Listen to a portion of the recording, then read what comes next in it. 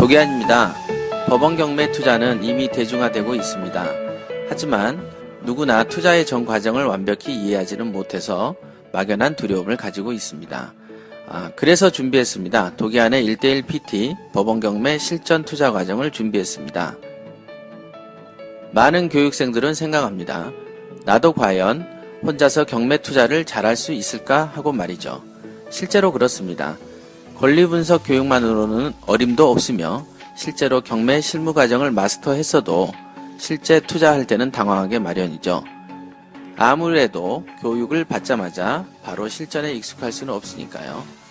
마치 운전면허를 따더라도 운전이 어느 정도 익숙해질 때까지는 긴장하고 떨리는 것처럼 말이죠.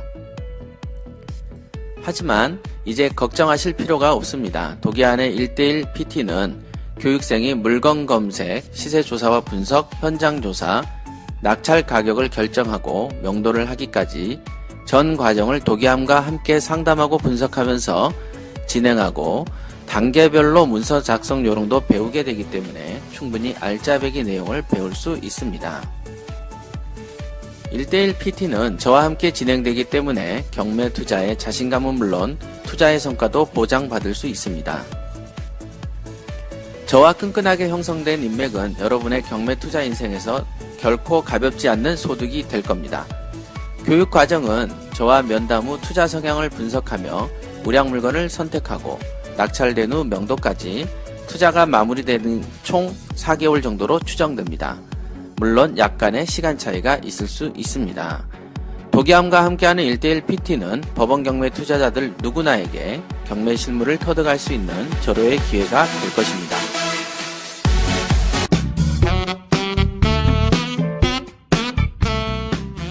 본 방송은 전 국민의 가난 탈출을 목적으로 합니다.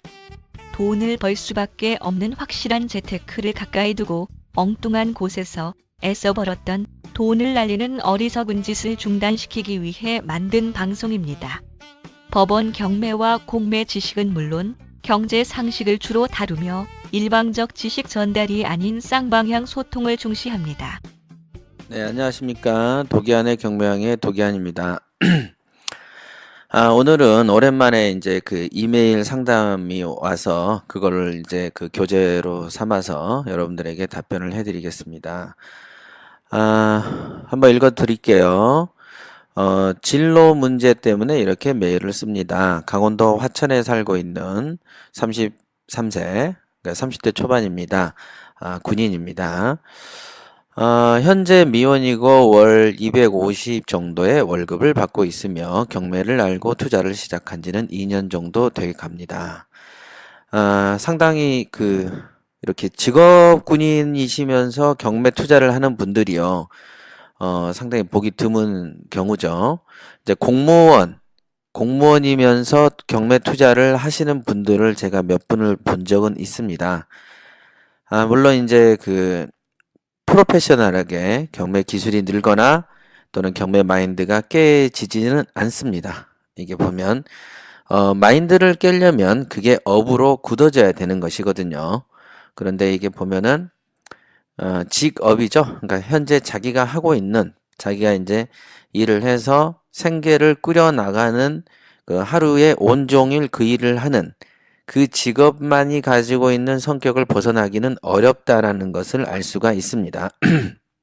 즉, 부자 마인드라는 것을 갖고 있기에는 부적합한 직업들이 그 직업과 어떻게 이별하지 않고 그 직업 속에 몸을 담고 생활하면서 부자 마인드를 장착한다는 것은 사실 굉장히 어려운 일이죠.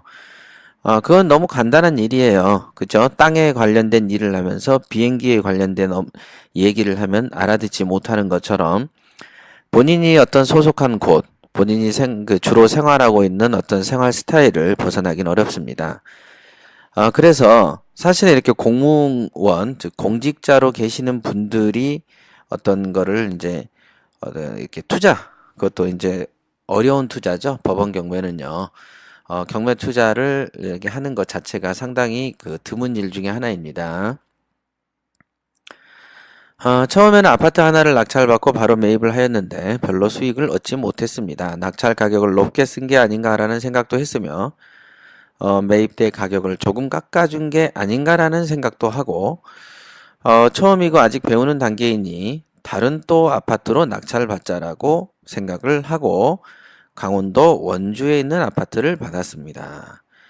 시세가 1억 1000이고 9,500에 받아서 자본금이 1,500만 원 들어간 걸로 돼 있네요. 바로 매입을 하려 했는데 거기 사는 주인이 갈 데가 없으니 새로 살겠다고 해서 보증금 300에 월 40을 받고 있습니다. 이렇게 되었습니다. 처음에는 보증금을 더 많이 달라 했지만 집주인이 돈이 없어서 더 깎아달라 해서 저도 대출이 있어서 300에 사신 받아야겠다고 해요. 현재 1년 정도 월세로 살고 있습니다. 1억 1000에면서 이제 9,500에 받았으니까 뭐 대출까지 포함하면 한 1억 들어간 거죠. 1억 정도 들어갔습니다. 그런데 이제 대출이 얼마 정도인지는 모르겠네요. 이전 비용을 한 500 본 거고요. 그러니까 9,500에 낙찰받고 이전 비용 포함하면 한 1억 남짓 들어갔을 것이고요. 그 다음에 자본금이 1,500 들어갔다라고 하는 거 보면은 대출을 한 8,000 이상 땡긴 거죠. 그죠? 그럼 8천만 원이면은 개인이기 때문에 요즘에는 이자가 4점 몇 %잖아요. 그냥 5라고 보시면 1년에 400 정도 나가니까 한 달에 한 30 몇만 원 정도 이자를 내고 계시는 것 같아요. 그러면은 월 40 하면은 이 물건을 사가지고는 한 달에 한 이제 5, 6만 원 이제 남는 것 같습니다. 맞죠? 그리고 실제 들어간 돈이 한 1,500 된다라고 이렇게 말씀하시는 것 같아요. 생각해보니 이번에도 바로 매입을 했더라면 별로 남는 게 없었을 겁니다. 이렇게 돼 있습니다. 그러니까 여기서 말씀하시는 매입이라는 게 무슨 뜻인지를 모르겠습니다. 그냥 팔았다는 얘기 같은데, 그죠? 낙찰을 받아서 팔았다면 별로 남는 게 없었을 거다. 이런 뜻으로 말씀을 하신 것 같습니다. 우선은 지금 낙찰 받은 거는 총평은 일단 이제 나중에 어떤 이제 질문을 할 때 그 질문에 대한 응답을 말씀드릴 때 구체적으로 말씀드릴게요. 다른 경매 방송을 들어도 속 시원하게 답을 가르쳐 주는 게 없어서 여기저기 검색하다 보니 협회장님 방송을 듣게 되었습니다. 아파트는 안 되고 빌라 단독주택을 하라고 하셔서 빌라 단독주택만 봅니다. 세 번째는 춘천 터미널에서 5분 거리에 있는 아파트를 받았습니다. 시세는 1억 2천이며 낙찰가는 1억에 낙찰을 받아서 자본금은 1,000만 원 들어갔고 이번에는 나중에 결혼하면 살아야겠다고 하여 전세로 주었습니다. 9천만 원에 전세를 주었네요. 그 다음에 마지막으로는 변산반도 쪽에 있는 부안군 쪽에 빌라를 낙찰받았습니다. 감정가는 1억 1,500이고 낙찰가는 6천입니다. 자본금은 700 들어갔다 이렇게 돼 있네요. 부동산에 가서 시세를 알아보니 8천 정도에 매입이 되나 지금은 경기가 안 좋아 나가는 것도 힘들다라고 하였습니다. 현재 이 빌라는 엘리베이터가 있으며 현관문은 자동문에 문은 있으나 키 버튼이 누르는 것이 없으며 각 호실에도 인터폰이 없는 상태입니다. 주인은 이미 도망가고 없어서 문을 따고 들어가니 욕실에 아무것도 없어 월급 받은 걸로 90만 원 정도 들어서 변기, 세면기를 설치했고 조명도 없어서 30만 원 정도 들여서 직접 설치했습니다. 이번 물건은 세 번째 물건을 받을 때 전세를 내주고 대출금을 상환하고 개인 신용 대출 받은 돈이 있어 바로 갚으면 중도 상환 수수료가 나가니 가지고 있다 낙찰받자면서 받게 된 것입니다. 이렇게 말씀하셨군요. 우선은 지금 계속 세 채는 아파트를 사셨고 네 번째는 이제 부안군에 있는 빌라를 받으셨네요. 근데 이제 세 채 중에 하나는 춘천이고 또 하나는 이제 뭐 원주고 또 하나는 뭐 어딘지 두 번째가 어딘지는 모르겠네요. 예, 하여간 지금 이제 전체적으로 이렇게 이제 매입을 하셨어요. 제가 그 강동대학교가 여주에 있어요. 여주에서 이제 그 뭡니까? 강동대에서 이제 그 일반 그 경매 수강생들을 모집을 해서 제가 이제 특강을 하러 간 적이 있었습니다. 그래서 그때 여러분들이 한 100명 정도 모아져 있었는데 제가 이제 말씀을 드렸죠. 여러분들이 경매에 관심이 있느냐? 예. 자, 그럼 손 들어라. 그럼 검색을 해보신 분이 있으시냐? 예. 그래서 손을 들어본 분들에게 자, 검색을 어느 지역 걸 하셨습니까? 이렇게 물어봤습니다. 그랬더니 다 자기 집 앞이에요. 이게 대부분의 사람들은 자기가 이제 어떤 물건을 이제 투자하려고 이렇게 관심을 갖고 검색을 딱 하면은 제일 먼저 검색하는 게 자기 집 주변입니다. 자기들이 살고 있는 인근을 뒤지죠. 경매 투자를 하는 목적을 잘 몰라서 그렇습니다. 지금 이제 그 초보자이시지만 간단한 거예요. 그 골프 이야기로 예를 들어 드릴게요. 골프를 자기가 실력 없는 폰, 맞지 않는 폼으로 100년을 연습한다고 해서 골프 실력이 좋아지나요? 어떻습니까? 안 좋고 나쁜 습관으로 1000년을 더 연구한다고 한들 성적이 좋아질 리는 없지 않습니까? 그죠? 즉 돈을 버는 것은 골프 같은 것도 어떤 선생을 모셔놓고 수천만 원씩 들여가지고 사사를 받는데 여러분들의 인생을 바꾸는 데 있어서 드리는 돈은 거의 투자를 하지 않습니다. 거의 대다수가. 돈 있는 사람들은 자식을 기러기 아빠가 스스로 되어 가면서 자식을 해외에 유학도 보내죠. 그죠? 요즘에는 로스쿨이라 그래서 1년에 뭐 수천만 원, 4년 나오면 한 억에서 2억까지도 든다고 합니다. 영어를 어려서부터 교육을 해서 10년 동안 교육하는 비용이 과연 억만 들까요? 인생 시간도 돈이지 않습니까? 자, 그렇게 투자를 하지만 일반적으로 경매 투자에 관심 있는 많은 사람들은 경매 공부에는 돈을 투자하지 않습니다.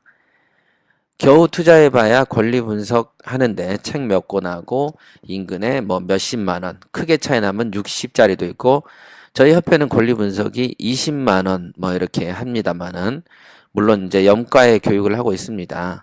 한 10주, 12주 정도 하니까 사실은 뭐 한 90분에 한 15,000원, 2만원 꼴도 안 되는 거니까 정말 저렴하죠. 그거는 제가 가지고 있는 그 권리 분석이라는 걸로는 특별히 장사할 것이 없다라는 그 관념 때문이죠. 지식 좀 배운다고 돈을 벌지는 않기 때문이죠. 자, 그러면 물어보겠습니다. 여러분들 방송 듣고 있는 분들 중에서도 경매 공부, 경매 투자를 하기 위해서 준비하는 장비가 배드민턴 채나 사고, 테니스 채하고 공 사고 투자하는 시간만큼이라도 하냐 이 말입니다. 아니죠. 골프채를 하나 사도 150, 200 하죠. 그 다음에 채만 사는 게 아니고 연습한다고 차까지 실어가지고 이리저리 다니면서 손이 부르트라고 연습도 하지 않습니까?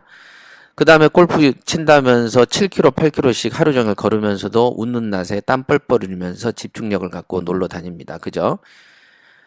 하지만 경매 투자하는 사람들은 그 정도 노력을 하지 않습니다. 거의 다 보면은 제대로 배우려고도 안 하죠. 그런데 이상하게는 골프나 테니스 같은 경우는 우선 배우려고 하는 거거든요. 자세도 교정해야 되고. 그렇죠. 나이 어린, 30도 안 된 우리 여자 프로 골퍼들도 보면은, 어려서부터 해외 다니면서 어려서부터 선생 모시고 배웠기 때문에 그 실력에 달하는 거 아니겠습니까? 그래서 지금 중요한 것은 상담을 요청하신 분에게 가장 필요한 것은 권리 분석 지식 이런 게 중요한 건 아니죠. 그 다음에 제일 중요한 거는요. 지금 빠져 있는 게 뭐냐면 물건을 보는 눈입니다. 물건을 고르는 눈, 즉 우량 물건을 선별하는 법을 훈련 받으셔야 되고요. 두 번째는 자본을 운영하는 법에 대한 어떤 고민이 없다. 그래서 자본을 운영을 어떻게 하느냐에 따라서는 자기가 벌 수 있는 수익이 커지기도 하죠. 단지 커지기만 할까요? 아니면 자신의 미래가 바뀌기도 할까요? 확실히 바뀌겠죠? 사람이 어떤 팔자가 이렇게 바뀌는 거는 한순간에도 하나의 선택으로도 바뀌는 것을 자주 봅니다. 저는 자주 보고 자주 겪었고 직접 체험을 했기 때문에 어떤 순간에 어떤 생각을 해야만 내 인생이 더 나은 방향으로 간다는 것쯤은 너무 잘 알고 있습니다. 그런데 이제 대부분의 이제 경매하시는 분들 보시라고 제가 그랬잖아요. 경매하는 사람이 100명이면 100명이 다 부자여야 되는데 거의 대다수는 또 실패를 한다는 것이죠. 지금 이제 큰 성과가 없어 보입니다. 그죠? 그 원인 중에 하나는 크게 두 가지입니다. 자본운용법을 모른다. 우량물건 검색에 대한 어떤 개념. 이런 부분이 좀 약하다. 자, 요런 거를 학습을 받으셔야 된다는 거예요. 그죠? 그런 거를 학습받지 않다 보니까 그 돈이, 약간 좀 별 볼 일 없는 곳으로 흘러 들어가게 되고, 돈만 흘러가게 되는 게 아니고, 그걸로 인해서 2, 3년 동안의 공백기를 맞이하게 되죠. 그런 어떤 돈으로 따지면 수천에서 수억 원어치의 손실이 있다라고 볼 수도 있는 겁니다. 사실은. 그죠? 자, 그다음 또 읽어드리겠습니다. 지금까지 저의 현 상황이며, 가지고 있는 돈은 하나도 없습니다. 어머니는 돌아가셨네요. 그죠? 아버지께서 75세이시며 빨리 결혼하라고 매일매일 전화가 오는 상태입니다. 결혼 생각도 있고요. 부자로 살고 싶기도 합니다. 부자이기보다는 다른 사람들보다 넉넉하게 살고 싶을 뿐입니다. 경매 투자는 계속 하고 싶은데 군인이다 보니 낙찰받고 싶은 물건이 나와도 받을 수 없는 상태입니다. 이럴 때 보면 제대하고 싶은 생각도 듭니다만, 제대하면 또 수입원이 없어서 망설이게 됩니다. 제대하는 것도 두렵기도 합니다. 맞습니다. 이런 심리는 저는 어차피 창업을 했기 때문에 이런 심리와 똑같은 어떤 불안증은 없어도요. 사업을 하다 보면은 미래가 답답할 때가 있습니다. 꼭. 아주 답답하죠. 뭔가 새로운 아이템을 만들어야 되죠. 예를 들면 삼성전자가 새로운 핸드폰을 만들어야 되는데, 뭐, 디자인도 그저 그렇고, 성능도 그저 그렇고, 뭔가 이렇게 획기적인 혁신이 없으면 사람은 답답해하게 돼 있습니다. 지금 아마 이제 그런 거를 느끼시는 것 같아요. 업무는 점점 지쳐가고요. 가정이 없어서 그런 것 같기도 하고, 10살 어린애들도 결혼하고 가정이 있는 것을 보면 나는 뭐 하나 싶기도 합니다. 제대하면 퇴직금이 수천만 원 정도 나오네요. 4천 정도 나온다 이렇게 되어 있습니다. 저 대신 대리인으로 입찰을 들어갈 친구는 있습니다. 그런데 입찰을 맡긴다는 게 친구에게 부담을 주는 것도 있고 조금 그렇기도 합니다. 하지만 경비는 줍니다. 친구도 배우는 입장이라 경비만 줍니다. 곰곰이 생각하니 개인 신용대출까지 받아서 경매 투자를 해야 하는지 싶기도 합니다. 여기까지 이제 적어주셨네요. 이 글 속에서 정말 그 가슴 답답함이 느껴집니다. 이왕이면 상담 이런 이메일을 보내시는 시기를 2년 전이라고 하셨으니 작년에 보내시지 그러셨습니까? 그러면은 조금 더 빠른 시간에 어떤 선택을 하실 수 있었을 거다라는 게 제 생각이네요. 아쉽습니다. 자, 질문입니다. 1번, 대출을 최대한 활용하시라 하셨는데, 개인 신용대출을 받을 수 있는 대출을 다 받아서 경매 투자를 해야 하는 겁니까? 이렇게 물어보셨네요. 그렇지 않습니다. 대출을 받으라고 하는 것은, 낙찰받은 물건에 관한 대출을 최대한 받으라는 얘기입니다. 그죠? 안 그래도 얼마 전이죠. 작년도죠. 작년에, 그 지방에 사시는 분이 이제 저 방송을 듣고 교육을 들으시면서 투자를 한다고 오셨었던 분이 있어요. 한 1억 정도 있다라고 이렇게 얘기를 하셨고, 그분이 연세가 드셔가지고 몸에 지병도 있었고, 실제로 이제 대출을 한 5천 정도 땡겨가지고 더 가져오겠다 이렇게 얘기를 해서 제가 그렇게 하지 마십시오 이렇게 얘기를 했었던 적이 있습니다. 물론 그분은 투자를 많이 실패하셨어요. 오기가 있었고 고집도 셌었습니다. 정말로 신기한 거는 제가 쓴 부자 마인드 책을 읽으신 분이라고 해서 또는 읽어서 감동을 해서 왔다고 해서 그분이 부자 마인드를 장착을 하거나 제 말을 잘 듣는 것은 절대 아니라는 것 좀 아니더군요. 저야 뭐 그 정도는 이제 대충 눈치를 했지만 그래도 그렇게 먼 지방에서 시간을 내서 올라올 정도의 정성이 있으면서 자신의 생각을 바꾸려고 하지 않고 제가 드리는 조언을 받아들이지 않더군요. 물론 그래서 제가 이 투자라는 것도 그렇고 어떤 새로운 학문은 나이가 들어서 배우는 거는 바뀌기가 힘듭니다. 왜냐하면 여태까지 왜곡된 방식으로 연습을 해왔던 것이기 때문이죠. 마치 잘못된 폼으로 연습한 골프 동작이 몸에 배어 있으면 새로운 어떤 코치가 유명한 코치가 와서 가르친다고 한들 쉽게 바뀌지 않는 거와 마찬가지입니다. 우선은 그분도 신용대출을 받아서 어떻게 해보겠다고 했는데 제가 하지 말라고 그랬습니다. 대출은 자기가 투자하는 원전을 들고 있고 그 다음에 대출은 그 물건에 대한 대출로 이용을 하는 것이죠. 그렇게 해야 되는 거예요. 하다못해 차에 기름을 넣어도 기름을 넣는 10만 원을 넣든 20을 넣든 그 기름값은 소진돼서 없어지지 않습니까? 어려운 투자죠. 경매 투자하고 부동산 투자는 펀드나 주식하고는 질적으로 다릅니다. 덩어리가 있고 덩치가 있고 아무나 덤비는 게 아니죠. 그러니 아무리 적어도 자기가 갖고 있는 원전을 들고 투자를 해야 되는 것입니다. 근데 이제 욕구가 앞서다 보면 신용대출이라는 걸 땡겨서 또 대출 받는다. 그러면은 투자하는 원금이 거의 한 그 대출로 연동이 된다면 당연하게 본인한테는 부담이 되지 않겠습니까? 그런 부담도 감수할 정도로 엄청난 경매 열정이 있다면 경매 공부를 더 빡시게 해야 되는데 또 그런 분들은 경매 공부를 안 한다는 것이죠. 그것 때문에 꼭 이렇게 그 안 좋은 결과를 도출해내고 경매가 별로다라고 생각을 하게 된다 이겁니다. 맞지 않습니까? 우리가 그 헬스를 배우러 갈 때도 PT를 받게 되면 트레이너가 이런 얘기를 합니다. 운동은요, 건강하려고 하는 거고요. 그 자기가 사회생활을 하시는 분들 같으면 사회생활을 하는 데 있어서 자기의 어떤 라이프 스타일이 깨지지 않는 그렇지 않는 무리하지 않게끔 운동하는 게 굉장히 중요한 것입니다. 라고 조언을 합니다. 20대나 30대 초반 같은 경우에는 알통을 만드는데 정신이 팔리지만 실제로요. 저도 벌써 많이 나이가 들었지만요. 나이가 들면 그냥 건강 유지가 제일 중요하다는 것을 절실하게 느끼게 됩니다. 그런 겁니다. 그래서 1번에 있는 개인신용대출을 받을 수 있는 만큼 받아서 투자해야 됩니까? 이거는 NO 이렇게 말씀을 드릴 수 있습니다. 절대 안 된다 이렇게. 2번 고수분들을 보면은 빌라 단독을 30개 이상 낙찰받아서 월세를 받는다 하였는데 그러다가 세입자가 나가고 안 들어오게 되면 이렇게 한두 개씩 늘어나면 이자를 감당 못하거나 위험해지지 않습니까? 예, 맞습니다. 위험해집니다.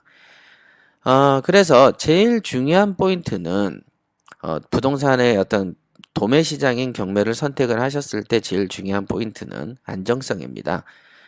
그래서 안정성이란 게 뭐냐면 그 대출을 낀 만큼의 이자는 그 월세로 충분히 감당되어져야 한다는 것이죠.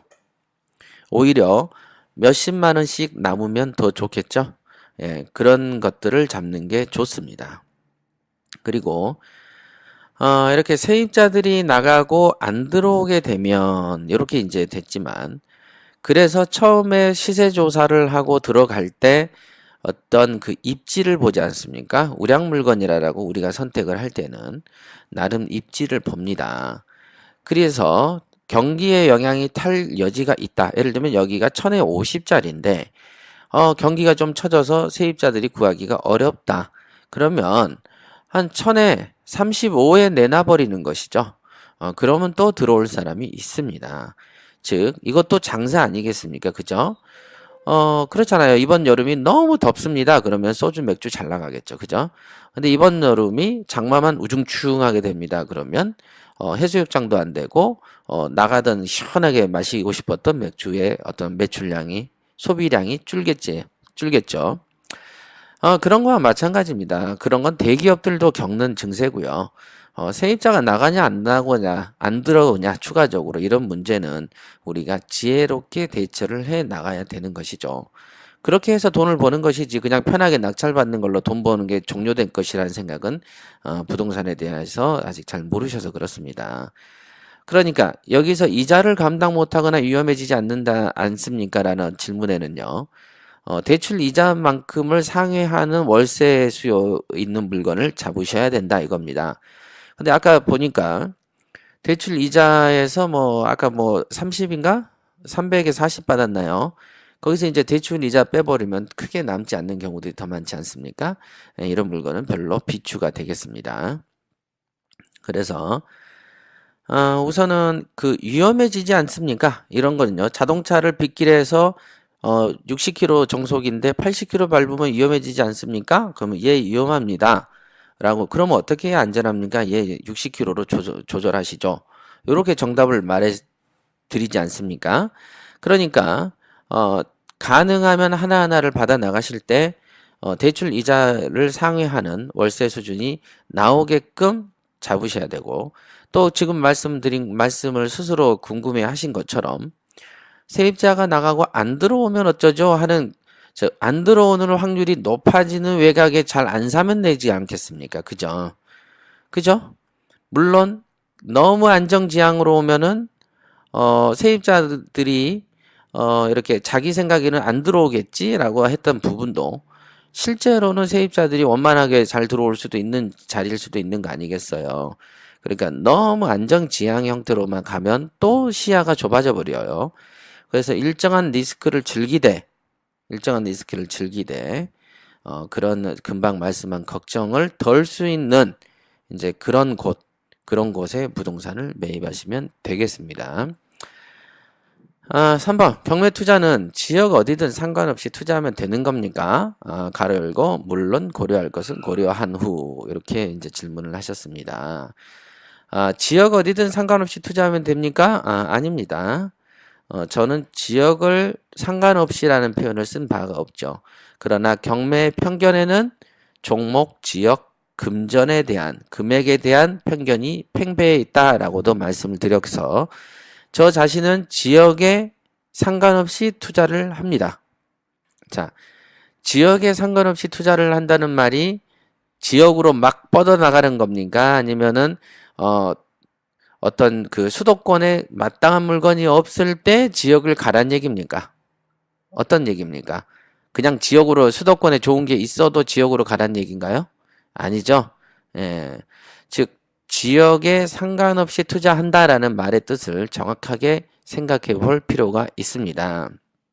그래서 우선은 지역에 관계 있게끔 고정적인 어떤 마인드를 가지면 절대 안 됩니다. 하지만 지역을 고려는 해야 되는 것이죠. 자, 이거 이해되시죠? 자, 못생긴 사람을 싫어하면 안 됩니다. 맞죠? 못생겨도 사람이 성격이 좋으면 사귈 수 있습니다. 맞죠?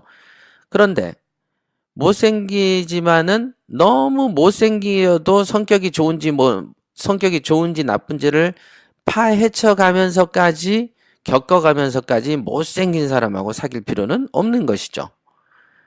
이게 이해가 잘 되실지 모르겠습니다. 한번 잘 생각을 해보시고요. 자, 그러면 3번에 대해서 부가적인 어떤 그 상담을 해드리면, 자, 투자는 어떻게 하냐면요. 지금 상담하신 분이 이제 가장 그 치명적 실수를 하신 게 어떤 거냐면, 우량 물건은 무엇입니까? 그러면 간단합니다. 내가 투자할 당시. 자, 투자할 당시. 어디에서? 전국에서. 누구에게? 나에게. 가장 큰 소득을 벌어다 주는 물건을 우량 물건이라고 하는 것입니다.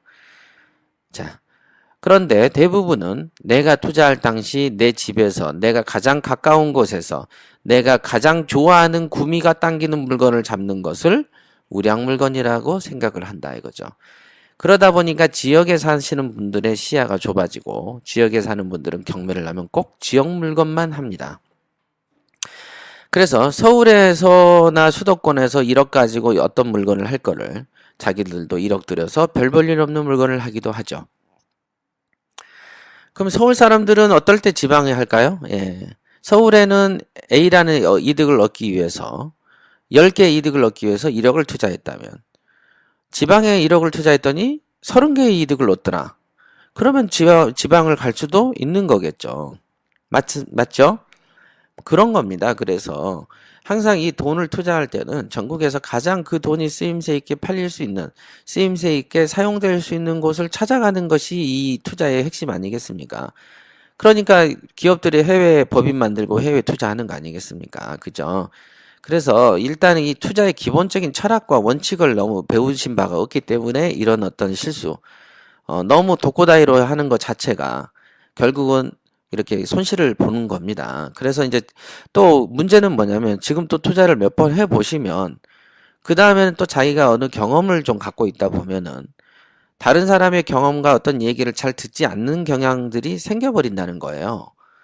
그거는 마치 테니스를 혼자서 치던 사람이 선생을 모셔놓고 칠라 그러면 자세를 교정하기 어려운 것처럼 그렇습니다.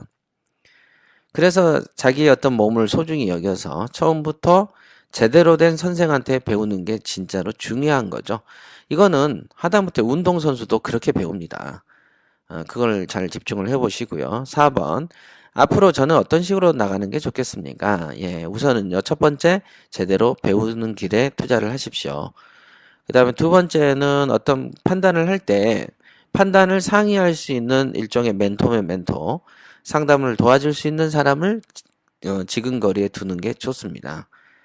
너무 이제 부동산 경험이 없고, 너무 또 다른 직업을 가지고 계신 분께서 그냥 보이는 대로 이렇게 막 사서 제껴버리면, 이게 뭔 개념이 없죠? 우리 왜 요즘에도 보면 신도시 가면은 도로 만들어 놓고 건물 짓고 하다 보니까 팡팡 이 짱짱하게 대로가 뚫려 있고 활동하기가 좋고 주차 면적이 널찍널찍하고 좋지 않습니까?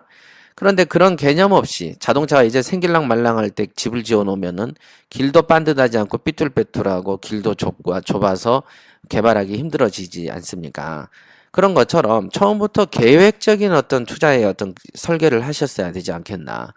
그래서 지금부터라도 다시 이제 원점으로 이렇게 회귀하셔서 우선 내가 경매 공부를 하는 게 왜 경매를 하는지 또는 경매 투자의 목적이 무엇인지 그 목적을 달성하기 위해서 최적의 어떤 기법은 무엇인지 이런 거 먼저 이렇게 닦아 나가시는 게 맞을 것 같습니다. 그 연후에도 이제 그게 이제 어느 정도 계획이 세워지면 그 법에 맞춰서 투자를 해 나가시면 될 것 같습니다. 우선은 이제 긴 내용이고요. 요즘 그 팟캐스트 녹음 중에서는 그나마 좀 길게 했습니다. 자, 추가적인 질문이 있으시면요. 뭐 또 질문 편하게 해주시고요. 가능하면 이제 또 공무원이시라서 가능하면은 제가 이렇게 그 개인정보는 말씀을 안 드리려고 했습니다만은 또 이제 본인 판단에 이 얘기는 좀 안 해줬으면 좋았을 거라고 있었을 것도 같습니다. 그러나 이제 뭐 크게 이렇게 큰 문제가 없다면 양해를 해주시기 바라고요. 자, 또 이제 추가적인 질문 있으면 또 부탁드릴게요. 이메일로 상담 주시면 됩니다. 자, 오늘은 여기까지 하겠습니다.